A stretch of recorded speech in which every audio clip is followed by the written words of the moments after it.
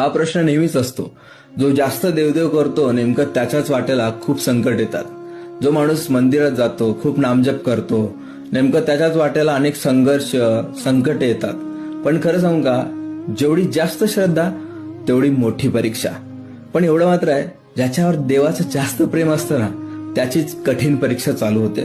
पण एवढं मात्र नक्कीच आहे, देव तुमचं कधीच वाईट करत नाही. तो तुमचं वाईट काढून टाकतो. त्यामुळे ज्या गोष्टी व्हायला लागल्यात, लक्षात घ्या, एक फिल्ट्रेशन आपल्याला देव लावतोय, ज्यामध्ये आपलं प्रारब्ध संपतायत, आपल्या वाईट गोष्टी हळूहळू कमी होत आहेत, आपली संकटे निघून जात आहेत, ॲज अर्ली ॲज पॉसिबल निघून जात आहेत, आणि आपलं पुढचं आयुष्य खूप सुंदर आणि चांगलं होणार आहे. म्हणून या सगळ्या गोष्टी होत आहेत. आणि समजा तुमच्या समोर तुम्ही बघता की वाईट करणाऱ्यांचं खूप चांगलं वाटतं किंवा चांगलं झालेलं बघता, पण ते जास्त काळ टिकत नाही. तुम्ही जवळ जाऊन बघितलं तर खूप सारे प्रॉब्लेम्स असतात. त्यापेक्षा आपली लाईफ मच बेटर आहे, खूप चांगली आहे. त्यामुळे देव